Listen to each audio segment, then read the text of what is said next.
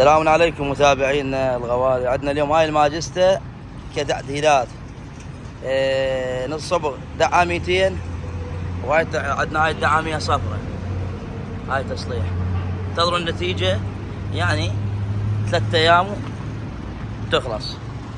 شوف عندك هاي الدعة 100 صفرة. شو عندك هنا؟ عندك هنا اكس تصليح، عندك هنا اكس تصليح،